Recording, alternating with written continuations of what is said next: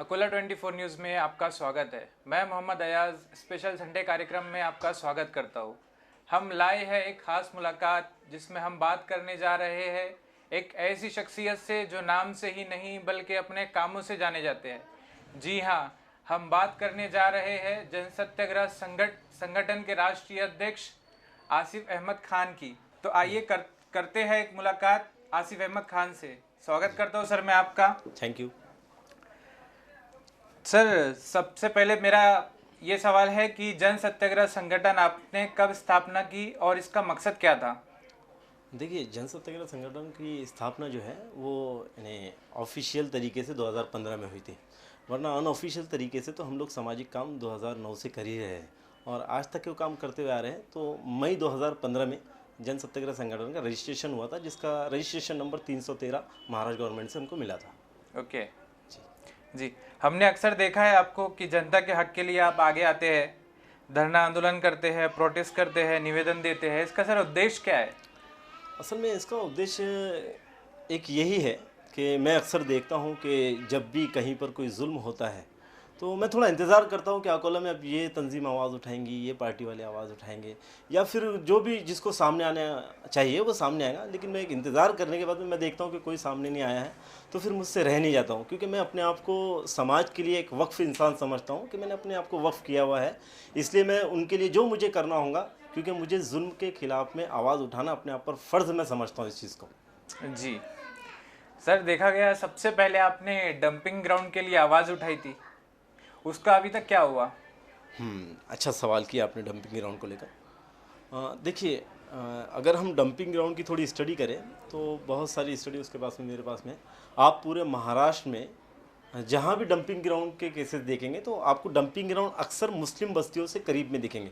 जबकि महानगर पालिका की गाइडलाइन है मुंबई अधिनियम के तहत कि जो शहर का इलाका है उस शहर के इलाके में आप डंपिंग ग्राउंड को नहीं रख सकते हैं। और मैंने देखा हूँ कि वहाँ पर जो तकरीबन प्रभाग क्रमांक 1 में डंपिंग ग्राउंड है तो उसके आसपास में लगभग 1 लाख की आबादी कमोपेश होंगी ही होंगी। उन 1 लाख की आबादी में मैंने वहाँ के पानी का भी सर्वे किया हुआ हूँ। एक रिपोर्ट के अनुसार वहाँ का पानी आज भी ख़राब है और वहाँ की जो ज़िंदगियाँ हैं उनका फ्यूचर नहीं है, वो लोग बीमारियों में घिरे चले हैं। तो इसीलिए मैंने हमारे अकोला के मशहूर hospital GR hospital doctor Shafiq Ahmed साहब के साथ में मिलकर उसको सबसे पहले प्रोटेस्ट शुरू किया था, जिसमें मीडिया ने, अल्हम्दुलिल्लाह आप लोगों ने बहुत अच्छा खासा उसमें सपोर्ट भी किया था। और आगे चल के भी मैं डंपिंग ग्राउंड के लिए लड़ता ही रहूँगा। डंपिंग ग्राउंड का जो विषय है वो अभी इस तरह से हो रहा है कि अकोला में भौरद है, भौरद में अनकरीब डंपिंग ग्राउंड जाने वाला है। कब जाएगा ये ऑफिशियल तरीके से वो रुका हुआ है, बाकी अभी जो जितने उसके काम होने थे वो सारे काम अल्हम्दुलिल्लाह उसके हो चुके हैं। अल्लाह ने चाहा तो जल्द से जल्द वो चला ही जाएगा जी इंशाल्लाह। जी जी, हो जाएगा हो जाएगा।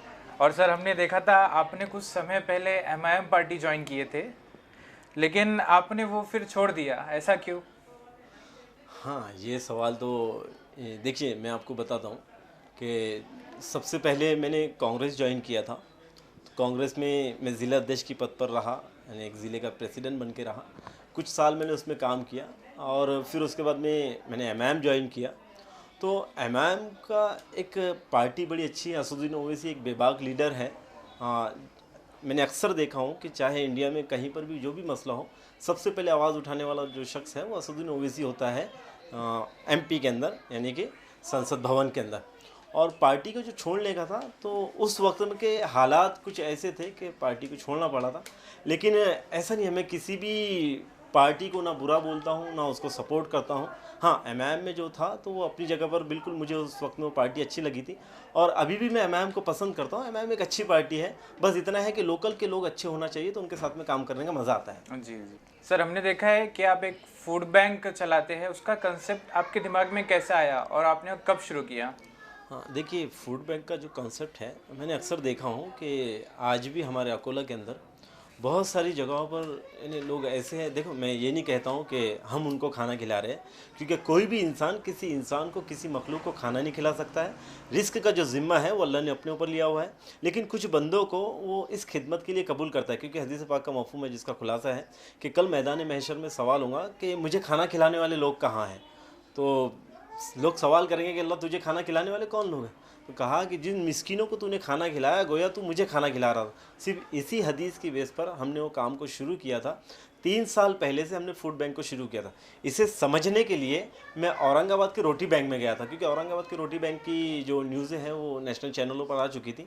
तो मैं वहाँ गया, वहाँ का मैंने कॉन्सेप्ट देखा कि भाई आखिर ये लोग इतने बड़े लेवल पर फूड बैंक कैसे चलाते हैं, रोटी बैंक कैसे चलाते हैं। मैं वहाँ गया, मैंने वहाँ जाकर देखा कि कुछ लोग खाना ला रहे हैं, वो उनके डब्बों में डाल रहे हैं, और कुछ लोग वहाँ से खाना लेकर जा रहे हैं। सिर्फ वो कॉन्सेप्ट रोटी बैंक का मुझे बड़ा पसंद आया था, सिवाय एक कॉन्सेप्ट के कि उन लोगों ने उसको उमूमन कर दिया था, यानी आम तरीके से कर दिया था कि कोई भी आए खाना रख के जाए और कोई भी आए खाना लेकर जाए। लेकिन मुझे अकोला के लिए ये चीज़ मुनासिब नहीं लगी, क्योंकि वजह यह है कि अगर उसी तरह का कॉन्सेप्ट मैं भी कर लेता कि भाई कोई भी आएगा खाना देकर जाएगा और कोई भी आएगा खाना लेकर चले जाएगा, तो उससे ये होता था कि जो शहर के शराबी है, कबाबी है, जुआरी है, ये लोग क्या करते थे कि और ऐदी तो हो ही जाते थे कि ऐदी होने के साथ साथ में फिर ये सामने आते थे, खाना लेकर चले जाते थे और घर पर जुल्म उनका और ज़्यादा बढ़ जाता था। इसीलिए हम लोगों ने इसका एक सर्वे किए। उस सर्वे में हमने ये देखा कि कितने घर बाकी है खाने वाले, तो उन खाने वालों को फिर वहाँ पर हम लोगों ने सबसे पहला कॉन्सेप्ट ये किया कि पहले जो घर मुस्तहिक है उन घरों पर खाना पहुँचाए। फिर उसके बाद में सेकंड स्टेप में हम लोगों ने जो अकोला का एक बहुत बड़ा स्लम इलाका है नैगांव, वहाँ पर भी फिर हम लोगों ने खाना पहुँचाए। उसके बाद में फिर हमने देखा कि भाई बस्तियों में जो है वो कहीं ना कहीं खाने का कॉन्सेप्ट जो है वो क्लियर नहीं हो पा रहा है, तो अब उसको एक काम किया जाए कि भाई जो लोग हॉस्पिटल में आते हैं, तो हॉस्पिटल में इतने नीटली लोग होते हैं कि अगर कोई करोड़पति भी है तो भी हॉस्पिटल में वो ज़रूरतमंद बन जाता है, क्योंकि उससे भागा दौड़ी नहीं होती है, होटल में कोई वो खाना लाने नहीं जा सकता है। तो हम लोगों ने फिर हॉस्पिटल में खाना बांटना शुरू करें। अल्हम्दुलिल्लाह 3 साल से अब तक के हमारा वो कॉन्सेप्ट कंटिन्यू चल ही रहा है। हम लोग आराम से सभी मुस्तहिक लोगों को खाना पहुँचाने का काम कर रहे हैं। जी सर, आप तो ये खाना पहुंचाने का काम कर रहे हैं जी, लेकिन इसका पैसा कहाँ से आता है फूड बैंक को चलाने के लिए? हाँ, अच्छा सवाल है। हर चीज़ के लिए एक सोर्स ऑफ इनकम लगता ही है। तो फूड बैंक के लिए जो डोनर होते हैं, आपको मैं बताता हुआ चलूँ कि फूड बैंक के डोनर फिक्स है। अभी तक हम लोगों ने किसी घर से खाना नहीं लिए है। हम एक ऐलान करते हैं कि भाई कोई ज़रूरतमंद को अगर खाना खिलाना चाहता है तो हमसे कांटेक्ट कर ले। तो ऐसा हुआ कि बहुत सारे लोग सामने आए खाना खिलाने के लिए, बहुत सारे लोग अपना डोनेट करते रहे। उसी डोनरों के बलबूते पर अल्लाह के फजलो करम से ज़रूरतमंद लोगों तक के खाना जा रहा है। इवन कि मैं आपको बताता हुआ चलूँ कि अपने अकोला का जो फूड बैग है जो JSS के ज़रिए से चल रहा है, इसको कतर से, मदीना से, दुबई से, UAE से भी डोनेट होता है और ज़रूरतमंदों तक के खाना पहुंचाया जाता है। हमने देखा है कोविड-19 में फूड बैंक के ज़रिए आपने गरीबों तक खाना पहुंचाया है। कोविड-19 जैसी महामारी में किसी की बाहर निकलने की हिम्मत नहीं हो रही थी, लेकिन ये महामारी में आपने सब गरीबों तक खाना पहुंचाया और आप इसमें मदद कैसी कैसी करते रहे, इसमें आपकी हिम्मत कैसी हुई बाहर की? देखिए, असल में हम लोगों का एक कॉन्सेप्ट है, मज़हबी कॉन्सेप्ट है कि बीमारी का देना, शिफा का देना, ये सब कुछ अल्लाह के हाथ में है। उसके हुक्म के बगैर कुछ भी नहीं हो सकता। तो ये बोलने वाली बात नहीं है, इसको अमल करने की ज़रूरत है। इसी वजह से हमने एक यानी उस दौर में हकीकत में बहुत डेंजर दौर था वो, कि कोई किसी को पूछने के लिए तैयार नहीं था। तो आम दिनों में तो ये होता है कि हम लोग फूड बैंक के ज़रिए से 350, 400, 500 लोगों तक के खाना पहुंचाते हैं। लेकिन कोविड के टाइम पर ये 4 गुना 5 गुना बढ़ चुका था। हम रोज़ाना 1500, 2000, 1000 ऐसे लोगों को खाना पहुंचा रहे थे। और उस दौर में हमें ऐसा लगा कि अभी ज़रूरत है, क्योंकि लोग काम धंधे से बैठे हुए थे। जो पैसे वाला है उसे कोई प्रॉब्लम नहीं है, लेकिन जो मिडिल क्लास है, जो लोअर क्लास है, इनके यहाँ तो खाने पीने की भी लाले थे। इस वजह से हम लोग सामने आए और मैं उन सभी लोगों का शुक्रिया अदा करता हूँ जिन्होंने फूड बैंक के में साथ दिया है और आज भी साथ दे रहे हैं आपके माध्यम से। जी जी सर, कोविड-19 महामारी में आपने क्या क्या काम किया? असल में देखिए, हालांकि मैं कभी ये चीज़ बोलना नहीं चाहता था कभी किसी जी को, जी क्योंकि कुछ मामले अपने और रब के बीच में भी होना चाहिए। जी लेकिन सिर्फ इसलिए बोला जा रहा है कि जो सुनने वाले हो सभी आपके माध्यम से, तो उनके अंदर भी एक अमल का जज्बा हो। कोविड के वक्त में हम लोगों ने ज़रूरतमंदों को खाना भी खिलाए, कुछ बच्चों को चॉकलेट, बिस्किट, ये सारी चीज़ें दिए।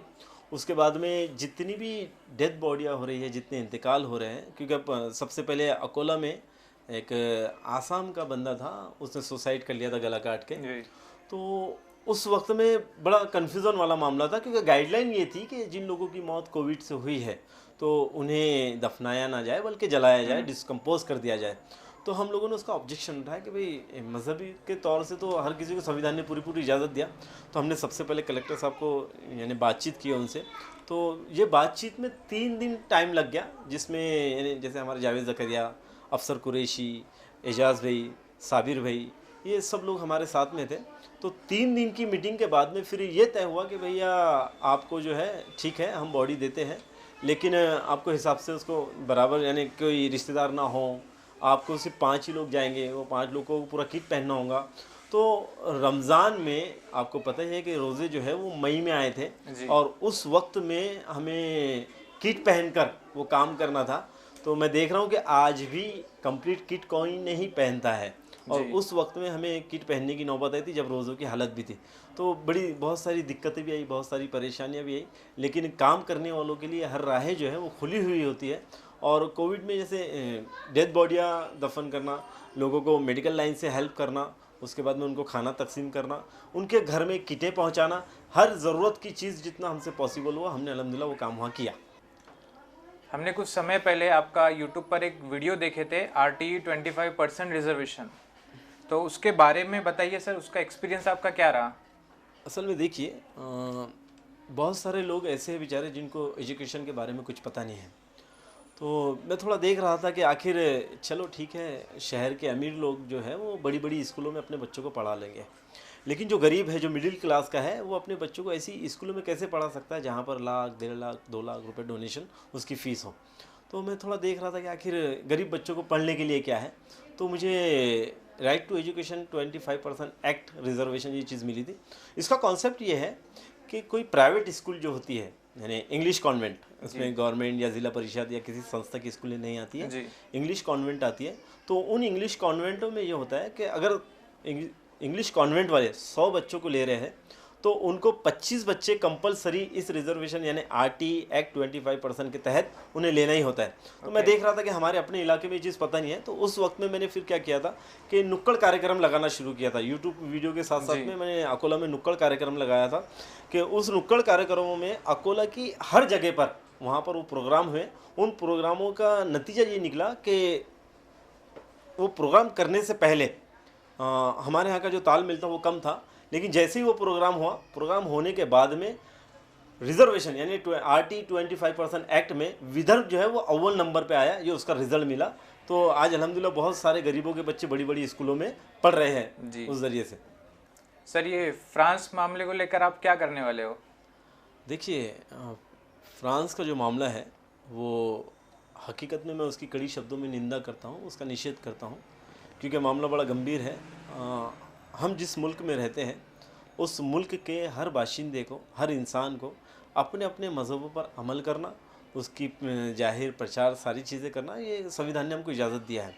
और जब जब भी अगर कोई गुस्ताखी नबी गुस्ताखी करेगा तो यकीनन उसकी सज़ा तो उसे दी ही जाएगी, लेकिन हम लोग जो है वो सारे काम जो है संवैधानिक तरीके से करते हैं, दायरे में करते हैं। तो फ्रांस मामले को लेकर हम कल जो है पीर के दिन वो इंशाल्लाह कलेक्टर साहब से चर्चा करेंगे और उनको एक लेटर दिया जाएगा कि भाई फ्रांस के जो राजदूत हैं वो कहीं ना कहीं उन्हें माफ़ी मांगने लगा है, क्योंकि फ्रांस के राष्ट्रपति को माफ़ी मांगना बहुत ही ज़्यादा ज़रूरी है, क्योंकि उन्होंने जो है वो पूरे दुनिया के मुसलमानों के दिलों को ठेस पहुँचाई है। तो उन्हें माफ़ी मांगना ये ज़रूरी है, क्योंकि आज प्रोटेस्ट जो है वो पूरी दुनिया में हो रहे हैं और ये प्रोटेस्ट को रोक नहीं सकते जब तक कि आप माफ़ी नहीं मांगोगे। सर, ये मेरा आखिरी सवाल आपसे कि आप जब भी प्रोटेस्ट करते हो तब आपको क्या क्या तकलीफ़ें, क्या क्या दिक्कतें आती है?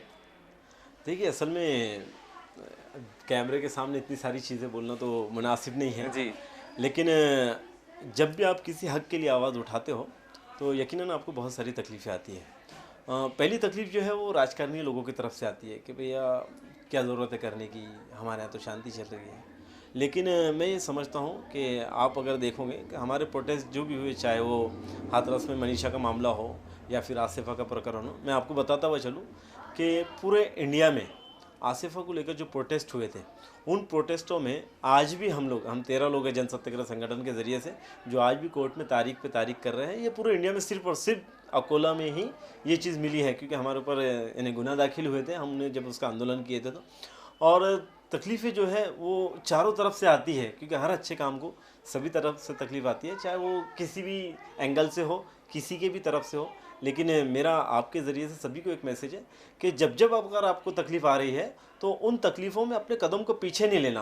अगर जब आप अपने कदम को पीछे ले लोगे तो आप समाज के लिए लड़ नहीं पाओगे, उनके लिए हक़ की आवाज़ बुलंद नहीं कर पाओगे, उनके लिए इंसाफ के लिए कुछ कर नहीं पाओगे। अगर जनता को, पब्लिक को इंसाफ दिलाना है, उनके लिए लड़ना है, तो आपको आगे आना होगा, चाहे तकलीफ़ें कितनी आए और किसके भी तरफ से आए। तो तकलीफ़ें तो बहुत आती है, जी तो जी बस अल्लाह करा लेता है बंदे से काम, तो कर लेते हैं। जी जी। बहुत बहुत शुक्रिया सर, आपने अकोला 24 न्यूज़ के लिए अपना कीमती टाइम निकाला। Thank you.